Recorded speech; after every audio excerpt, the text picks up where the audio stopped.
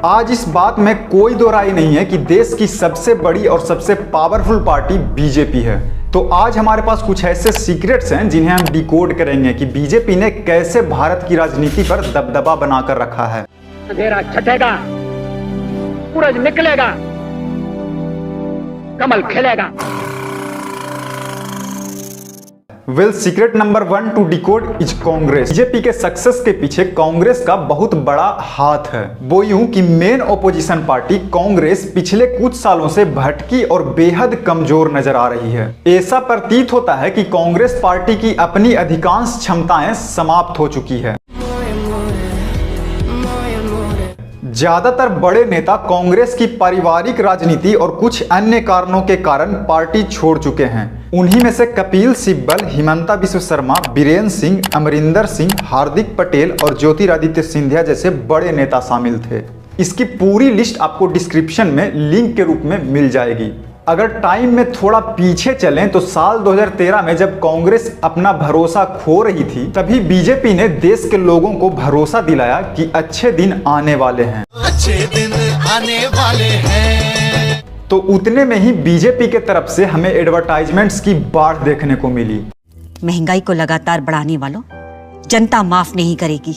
बिजली के लिए तरसाने वालों, हमारी बेटियों को सुरक्षा न दे पाने वालों, युवाओं को बेरोजगार रखने वालों जनता माफ नहीं करेगी। चलो हालात बदले, देश की सरकार बदले, भाजपा को वोट दे। अब की बार मोदी सरकार।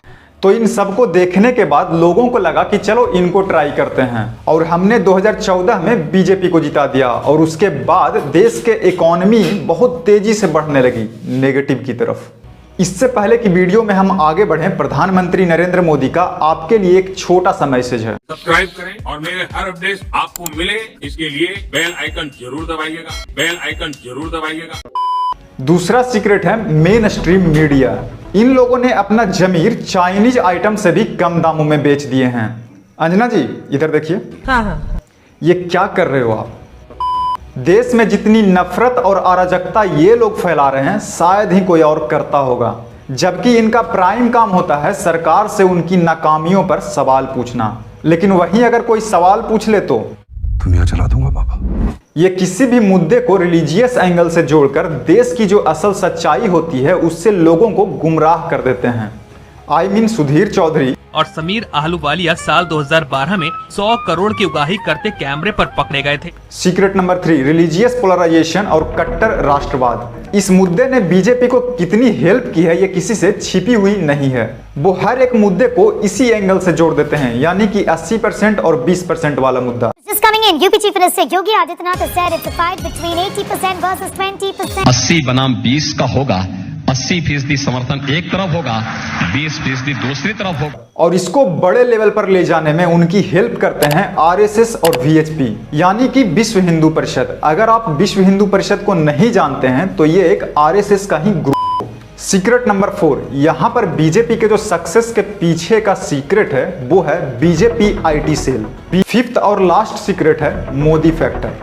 प्रधानमंत्री मोदी जी ने अपने आप को देश के सामने कुछ इस तरह से इमेज बना लिए हैं कि बीजेपी अपनी हर चुनाव मोदी जी के नाम पर लड़ती है।